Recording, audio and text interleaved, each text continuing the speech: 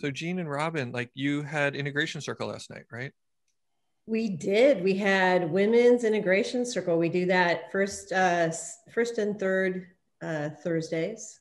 And last night was again, there's like so many descriptors. They start with sacred and sweet and intimate and vulnerable and so much love and deep sharing. Yeah, Robin and I are pretty much fairly blown away by every circle that women come to. They're like the Wednesday night, but Robin has this phrase. She says, "You throw a feminine blanket over it."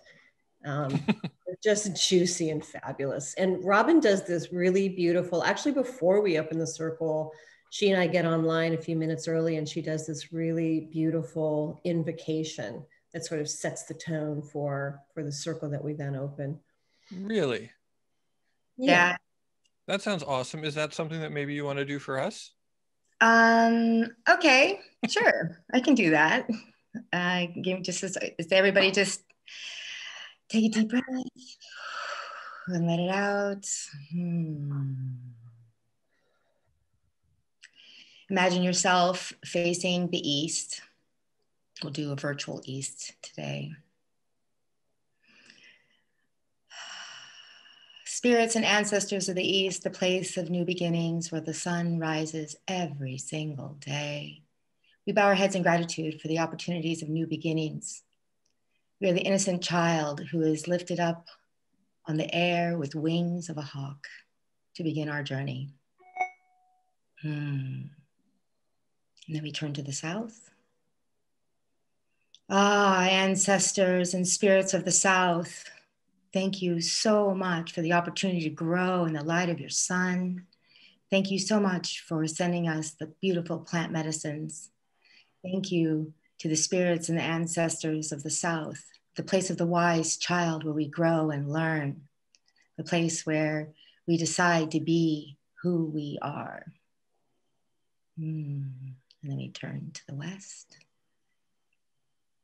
Spirits and ancestors of the West, we welcome you into this circle. Please join us. The place where we transform, we shed our skins of what we no longer need, where we decide to step into the waters and wash ourselves clean. Thank you to the spirits of the West for providing this opportunity for us to be new again. We turn to the North. Spirits and ancestors of the North, welcome into this circle. The place of wisdom where we have learned through our journey that what we need to know. The place where it's quiet, where death resides, where the blankets of snow cover the land, where we gestate and take in the lessons of our lives. Spirits of the North, welcome into this sacred circle. Father Sky above, the great cosmos beyond, we welcome you into this circle. Father of Sky who brings us the storms and the rain, the winds that make this earth live and vibrant. We welcome your protective blanket, our atmosphere, into this circle, the energy of it being one with us in this space. Thank you, Father Sky, and the great cosmos beyond that is beyond all that we could ever perceive. Welcome into this circle. Dear Pachamamita, who provides all that we need. Beautiful sacred grounds of stone, crystal, soil, the place where the oceans move with the tides, move with the moon.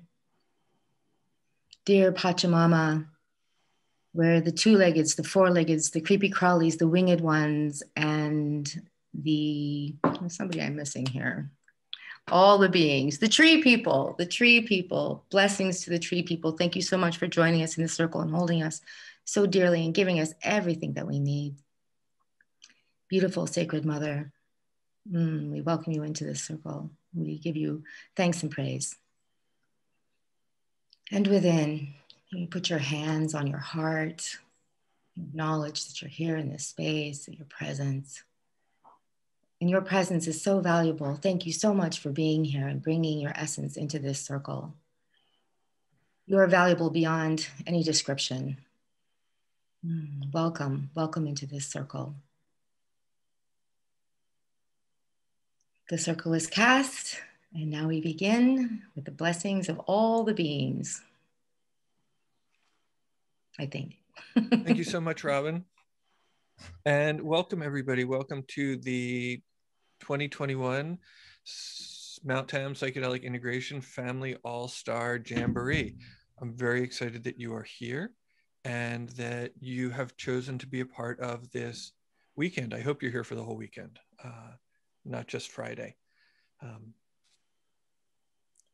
So the purpose of the jam is to really dig deep into what it means to walk the path of integration, to walk a path that has been informed by sacred medicines, and how we bring that into our lives. And so on one hand, sometimes there are strange and difficult things that we need to work out and make meaning around. And sometimes there are great, grand, amazing visions that inspire us to be better versions of ourselves, be more like ourselves, to be fully ourselves, and that is a joyful process. That's a joyful process of discovery and exploration. And we wanted to give people an opportunity to learn from some of the best people in the field. We have gathered together somewhere in the neighborhood of 100 folks who are participating. And some of them are, trained therapists, and some of them are trained shamans, and some of them are artists and musicians and breath workers and the like. And so, if somebody said something very, very nice to me not too long ago. They said, I was looking through the website and I didn't really know who these people were, but then I started Googling them and I said to myself, oh, wow. Right. So that was felt like a really, really high compliment that we've managed to gather together a bunch of people that you don't know, but when you've discovered them, you realize that they are amazing and awesome. For those of you, I just want to make things a little interesting, if you don't mind, because we do want you here all weekend. So the next 10 people who buy a Forever Access Pass and then email us will get a free Tam Jam poster. So I'm starting the clock at 12:15. If you buy a ticket and email us at tamintegrationevents@gmail, the first, what did I say, 10? First 15 people will get a free poster. So start your engines. A few things is that we're going to really be trying to run things on time. So, they're going to be very interesting people and they're going to have to leave. And then sometimes your questions might not get answered. We have a few community spots where some of the presenters have agreed to take questions afterwards.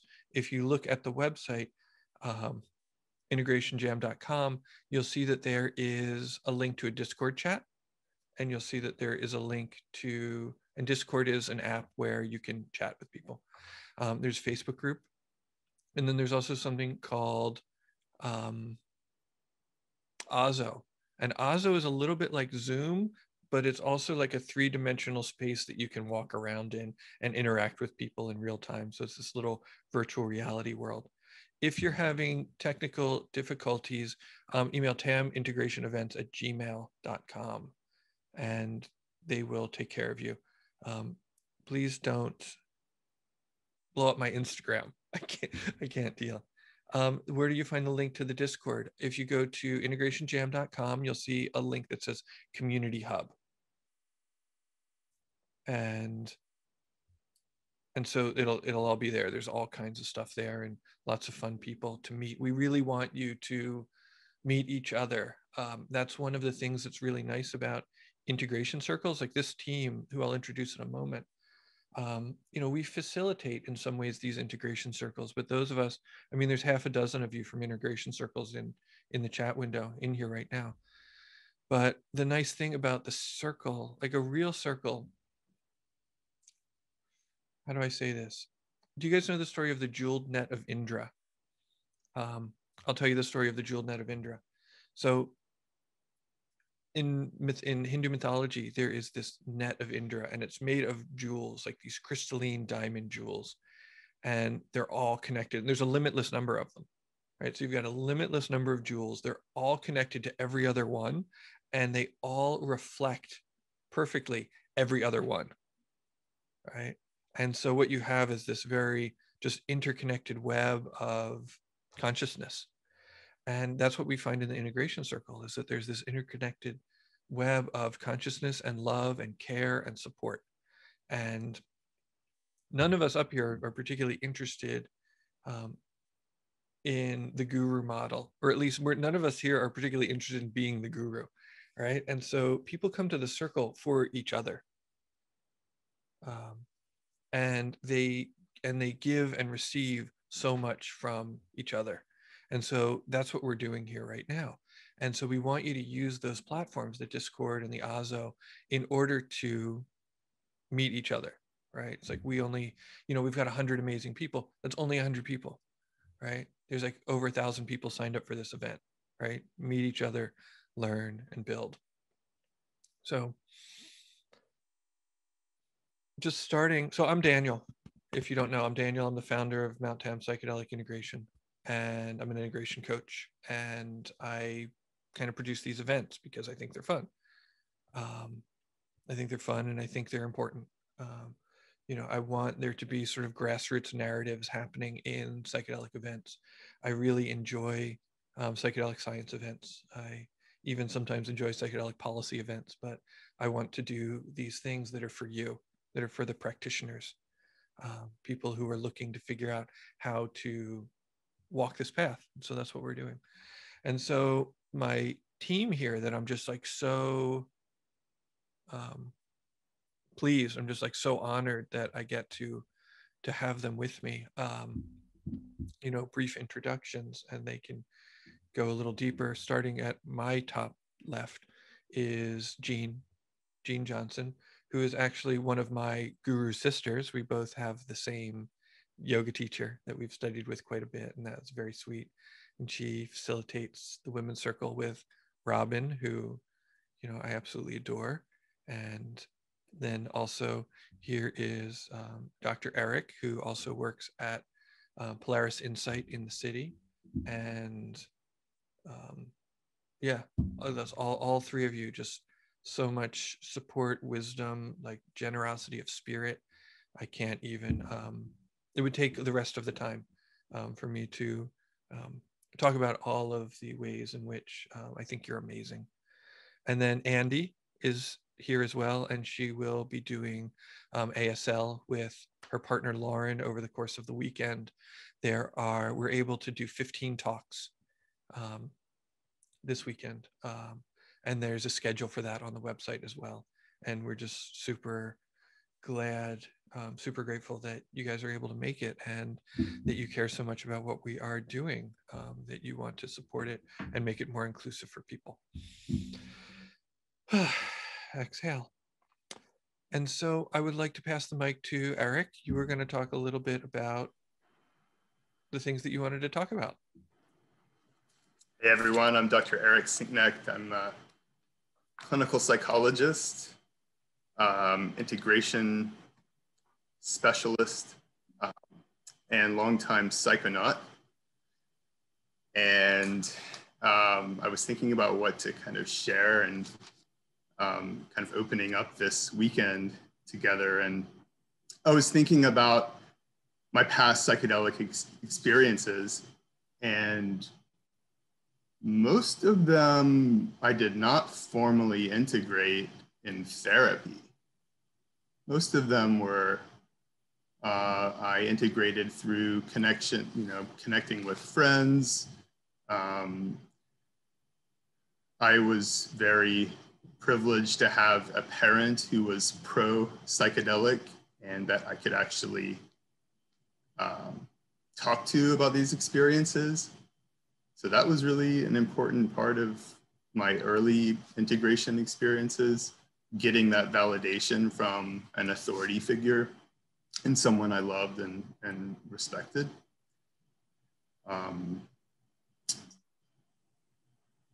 why didn't I integrate in therapy? Well, you don't have to look far to see the negative impacts, catastrophic, really, impacts of the drug war and antiquated and regressive drug policies, and the impact of those on people's perspectives, including my therapists. Even though my therapists were open-minded, lovable, all of them, but I'm thinking of one particular who was really such an open-minded, brilliant guy and lovable and, you know, very balanced and working on himself and curious and open, and yet he had certain ideas about drug use that, you know, kind of kept me from bringing that into the room so much. And so,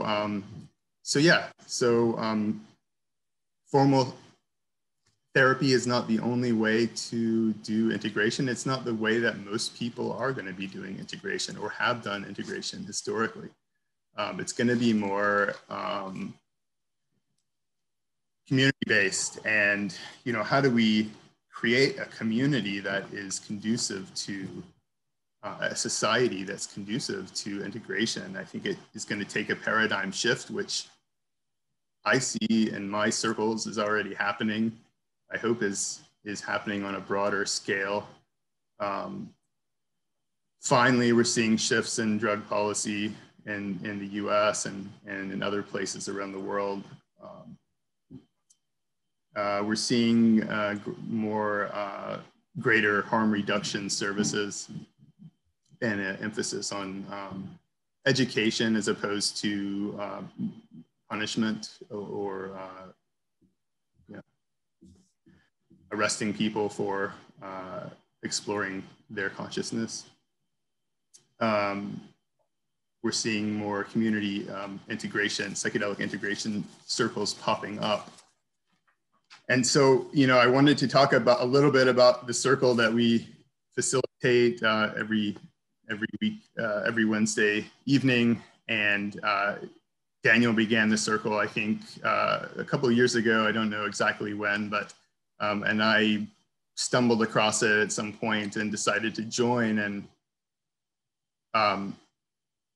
it was really beautiful. It was just an amazing, have all of these like descriptors that don't really describe it. It's kind of, I guess I left the circle feeling hopeful about humanity. You know, hearing, listening to, witnessing people's heroic processes of letting go of the familiar and the known, stepping into the unknown, facing their shadows, learning about themselves, coming back with something to share with the community. It is quite dramatic, actually, and just the stories that I heard and the beautiful support that people gave each other, and the ways that the group resonated and cohered around these meaningful experiences, and also supported people in challenging experiences. And just, yeah, I was hooked, and I also want to say that you know, kind of my role has changed over time. I kind of entered in as kind of, you know, maybe like, yeah, I guess co-facilitator with Daniel. Daniel invited me to co-facilitate, and so that was great, and that's still kind of my role. But like, I would say that the group kind of runs itself at this point. You know, it's like we're all facilitating each other. It's a non-hierarchical group. You know, I'm not here as a clinical psychologist. I'm here as a peer who's. Can I actually jump in on that for a minute? Yeah, totally. It was so. I'm gonna just. I don't know. I part of me hopes this doesn't embarrass you. Part of me doesn't care. it was really interesting to watch you shift from being a clinician at an integration circle to being part of the circle. You know, there was this sort of, I don't remember the exact moment, but there was kind of a time when I was like, oh, he's like sort of in this role. And then like that, and then that role kind of melted, and you know, and you sort of kind of joined the circle as a human in it. Yeah, my true self emerged. I was able to fully let go of all roles and just be myself. Yeah, so that speaks to the power of these circles, to just really the spaciousness and the, yeah, just the safety and the ways that we can kind of really show up authentically.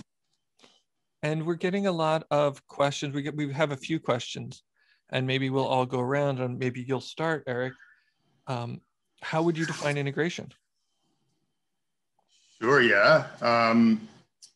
So I have a few ideas. It's such a broad topic, and this is what we'll kind of jump into and explore and share perspectives on this weekend. But in Latin, integrare means to make whole or to begin again. I like that. To make whole or to begin again. You know, some of the goals, well, I'll say that some of the goals for integration for me include increased cognitive and emotional flexibility. And this is specific to really, well, no, it's not specific to the clinical setting. It's also this, I observed this in the groups, and I think this is really applies to across the board. You know, I see increased cognitive and emotional flexibility. I see a strengthening of one's observing self or witness consciousness. So the one's less attached to these old stories or narratives that they once were identified with. Increased self-compassion, improved self-care and diet, improved relationships, increased intimacy, improved connection with spirit or the divine or nature or whatever is holy to the person, enhanced sense of meaning and purpose, relief from existential distress, and increased joyfulness, playfulness, and sense of humor. So those are real broad brushstrokes, but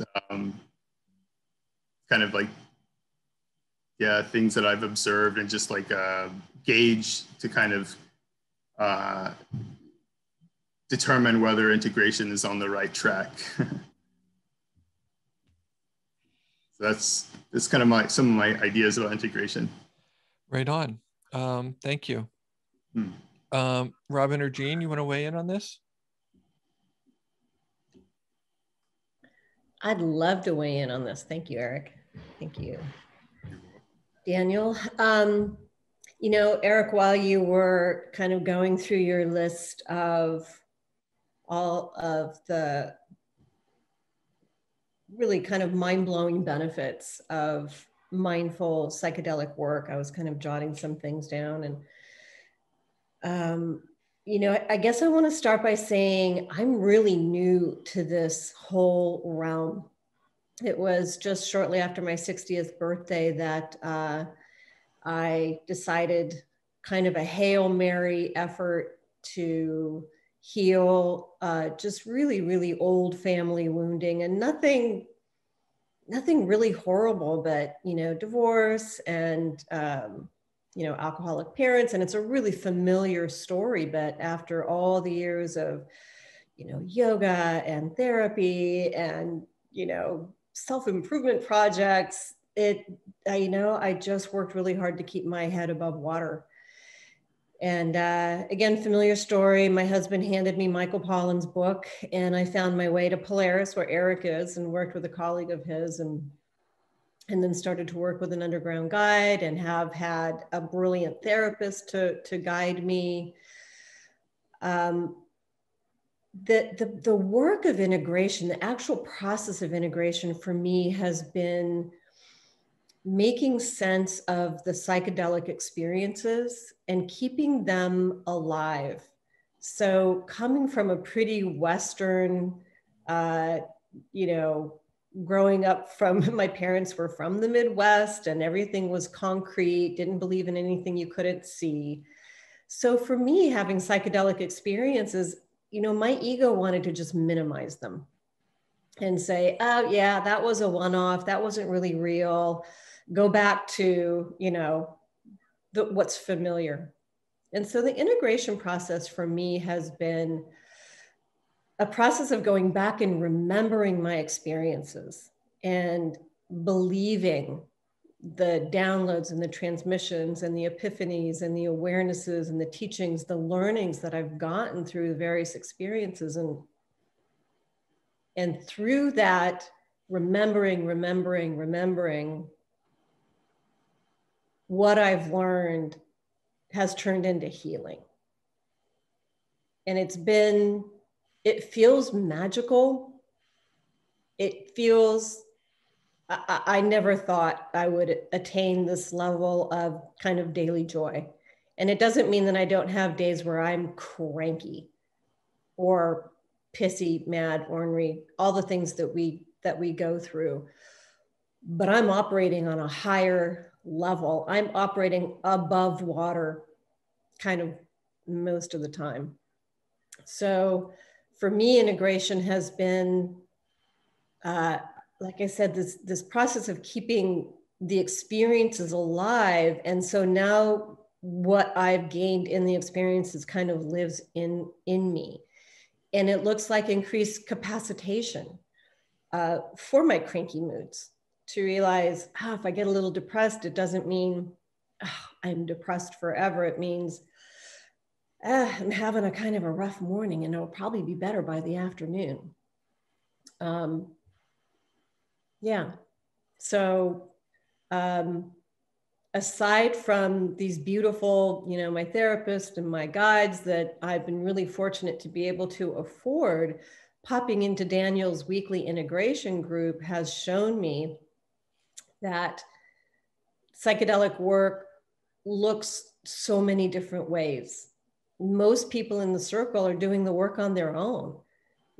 I heard it's good for cluster headaches. I heard it's good for addiction, and they're doing the work on their own because it's not easy to find, therapists to work with, and it's expensive and it's not always available. And so they come to these circles to do this work of hearing stories, making it real, making it alive in their lives. And I'm just really excited to be here again as a kind of new person to the space. I'm really excited to hear and learn from all the beautiful people that Daniel's brought together. So I think I'll close there and just say the deepest gratitude to Daniel and Eric and Robin and Andy down there signing, and every single person who's in this space and who's going to be coming on board. Thanks. Thanks, Jean. Really appreciate everything you just said. And it's awesome to be a part of your journey. Robin, you care to weigh in on how do you define integration? I would. I come at it from a very different perspective than Jean, and the sort of the value of our women's integration circle is I've been doing psychedelics for 42 years and immersed myself in nature as the way that I integrated. I realize now, and that my psychedelic experiences were connecting me more and more and grounding me more and more, which I really needed. And at the time I didn't realize it, but it helped me to quit drinking. I was an alcoholic. I stopped that. It's been 25 or so years now. And that even when I was doing psychedelic journeys in the early days, I always knew that there was a space that needed to happen around, like doing it recreationally or to connect with nature or something. I knew there needed to be a space around it for taking it in, and that things were changing in my mind. And it wasn't until I was well into my ayahuasca practice, which has been about 12 years now, that I started to realize the importance of integration as integration, and that there is a real specific need for it. And we would have integration circles, we would have sharing circles afterwards. And then we'd go home and, and then the joke was, yeah, the work begins on Monday. You do your ceremonies on the weekends and then you go home and that's where the work begins. And that's your integration. And it really, and that there was not a lot happening around that it was, everybody doing solo work with that. And as I've continued in the practices and becoming closer and closer with these medicines, realizing the importance and having access to integration circles and community is so vital to making the most of these deliberate, mindful, psychedelic experiences now. And so I would like to say that I feel integration is really a part of community, that it's our community that helps us to integrate our psychedelic community, our spiritual community, our yoga community, our meditation community, these places where people are seekers of higher consciousness and seeking to make themselves be better people and their more authentic selves. And so I think the most accessible way, like Jean was saying, finding a therapist that understands and appreciates psychedelic work is expensive, can be expensive, and they're rare so far. This is a changing field here. And so I find community for integration is the best way to access, because not only are you able to share and go through your process, I have found that these communities walk with us down this path. And that's really important, to have somebody there at your shoulder to, understand and to mirror your world and to support your practices. I think I've kind of gotten off track a little bit here, but integration is vital. I just really think it's vital. And I'm so glad that it is becoming a real visible part of the psychedelic community. And so I'm really grateful to be here with all of these dynamic people. And I look forward to learning more and more about ways to integrate into every aspect of my life. It's really, these psychedelic spaces have really changed my world and given me purpose in so many ways. Thank you, Daniel, for being the psychonaut juggler, the integration juggler. Yay. You're on mute. One crystal sphere at a time. Thank you so much, Robin. When I think about integration, right, it's about becoming whole. There's a quote, there are two yogis that my integration process, a lot of it happened on a yoga mat. And there's a couple of quotes that come to mind. Osho once said, you have problems with your life because you're not an individual, you're a crowd. You promise yourself that you're going to wake up in the morning and do your practice, and then the alarm goes off and it's a different guy. You turn your alarm on, like a different guy, and that guy turns the alarm off. And Iyengar said, the practice of yoga is to make your mind one, and to make your body parts, right? So that you could most people show up and their mind is all over the place, so many different parts, and their body is one solid rock. So it's like opening the body, focusing the mind.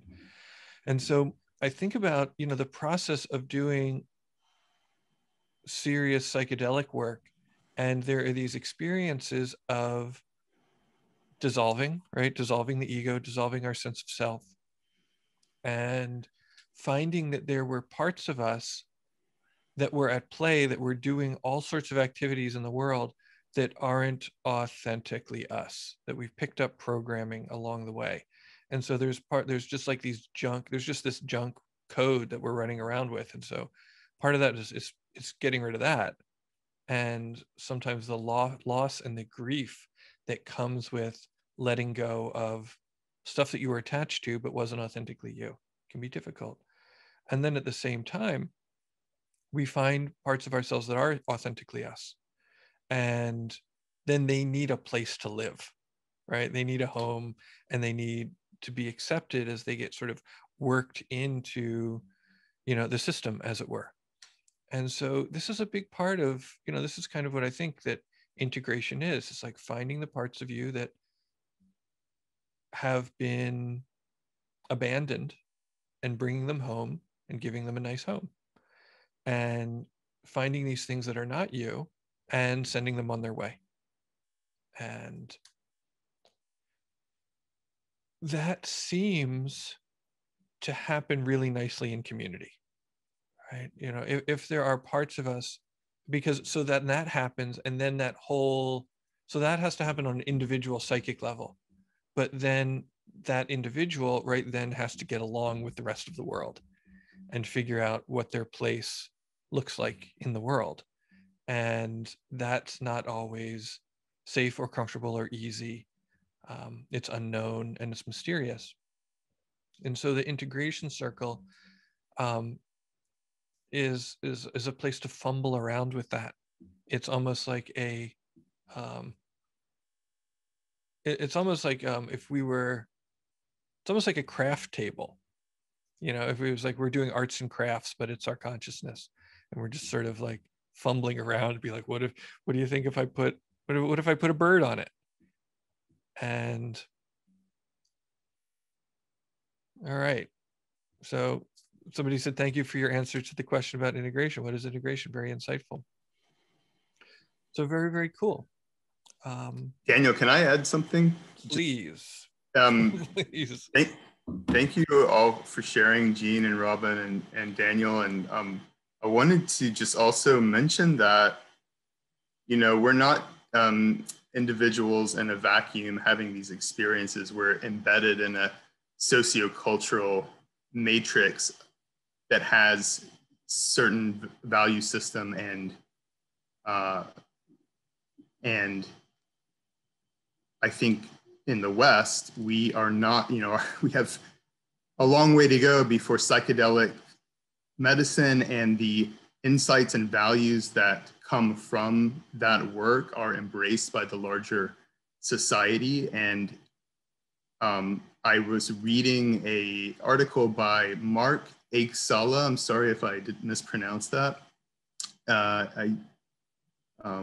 In Chakruna, and he was saying how in some societies, indigenous societies, there's no such thing as integration. That because they've been working with the medicines for who knows how long, thousands, tens of thousands of years, that they have developed, they hold certain communal values that they believe in, and so when someone has a psychedelic experience, it's not in contrast with or threatening the social order. It's actually synergistic and mutually supportive. So integration exists because we're not there yet, and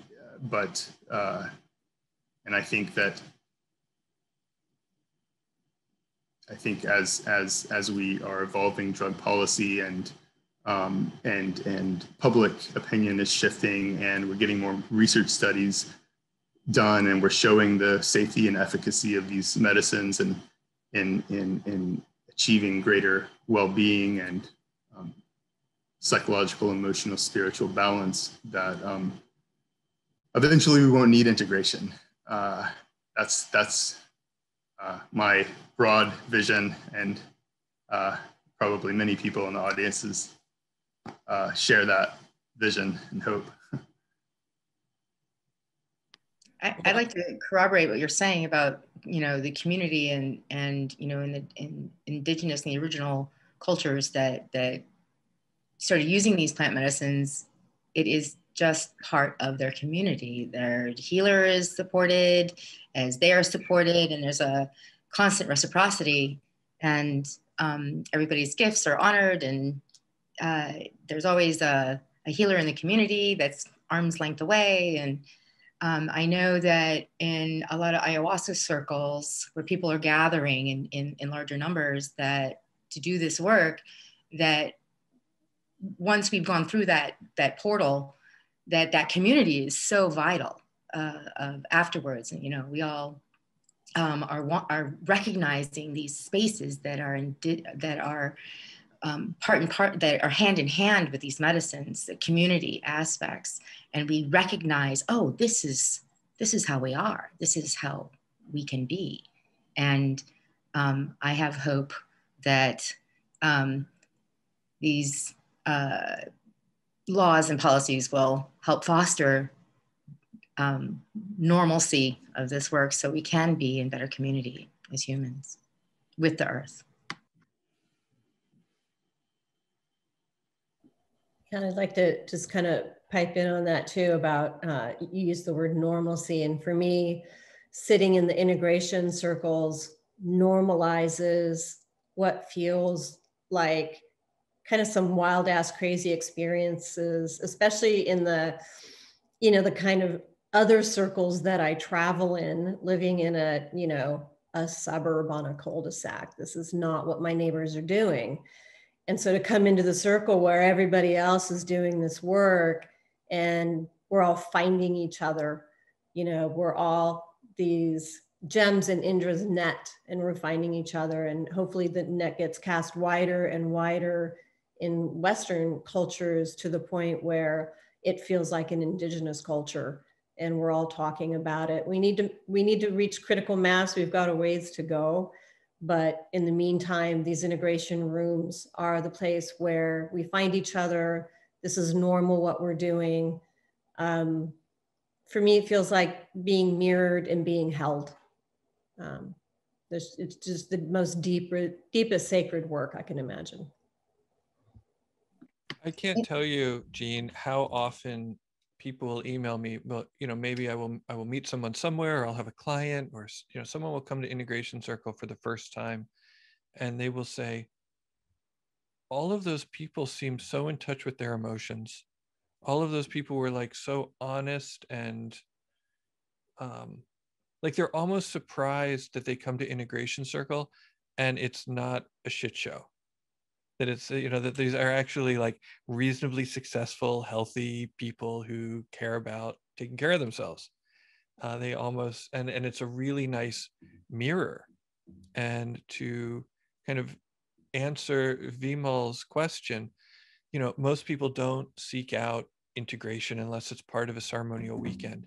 So it's either that, or there's almost a stigma around the integration circles in that that's where you go if you had a hard time.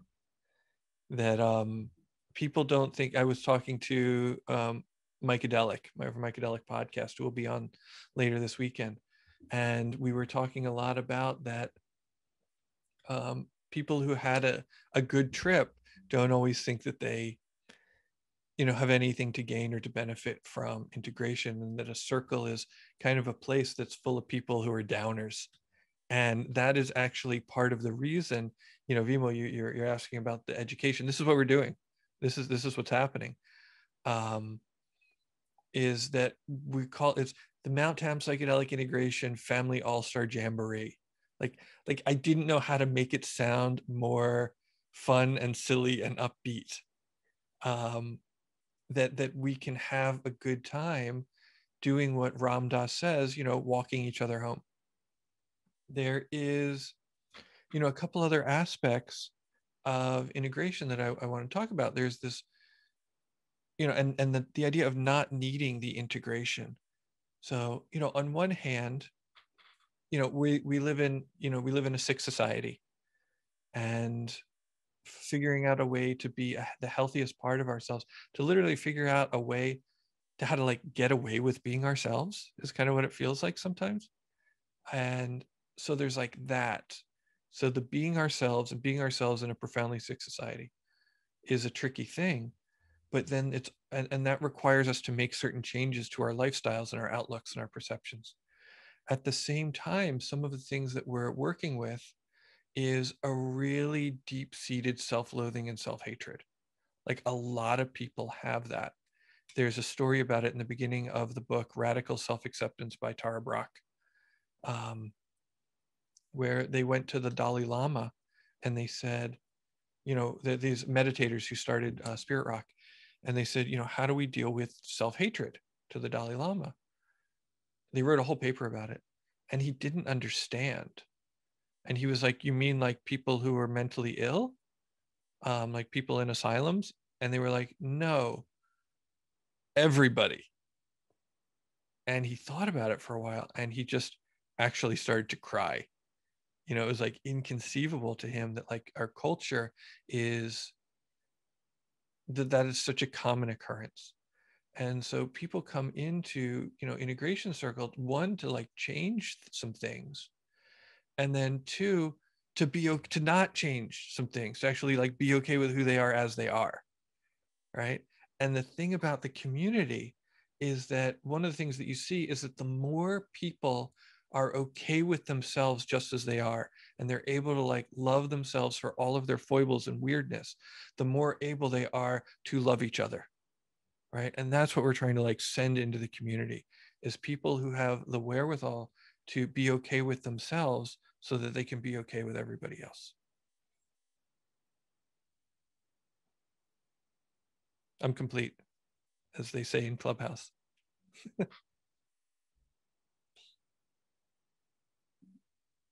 I also see that there is a question from Chris. Does legality complicate some of the psychedelic experiences, mainly DMT or LSD? Well, the drug war is a problem.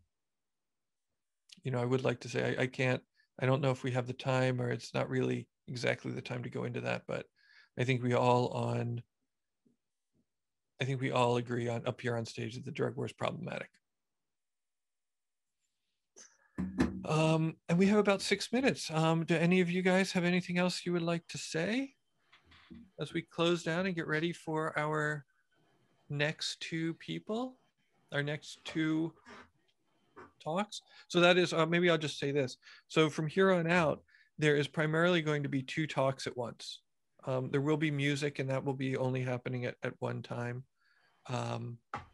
But, if you have a forever access, you'll be able to go back and how to choose. Chloe, I don't know how to choose. But if you have a forever access, those will be up as soon as we can get them up. And I do see that some people have written in to get their free poster. We still have a few free posters left if you want to register for an all access pass. Just when you email us, do include your mailing address.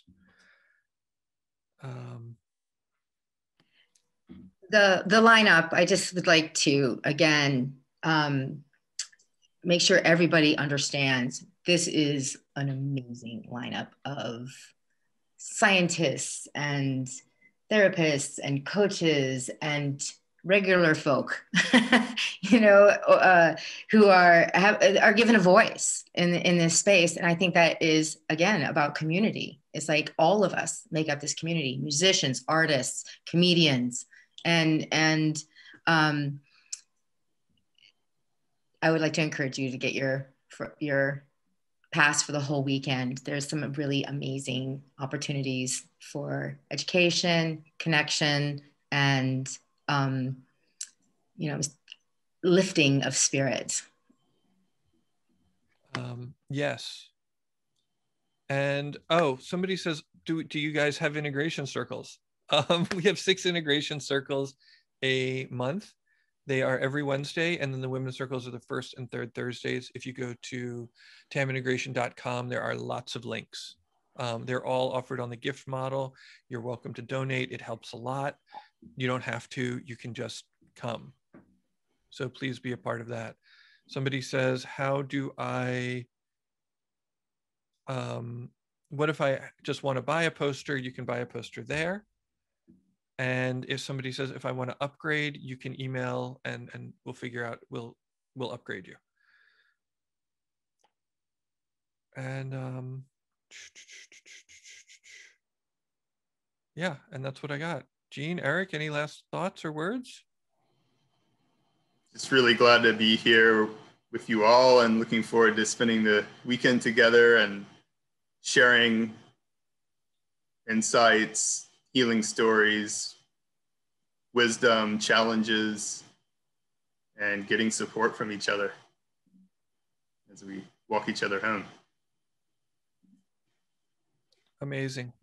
All right. So thank you all so much.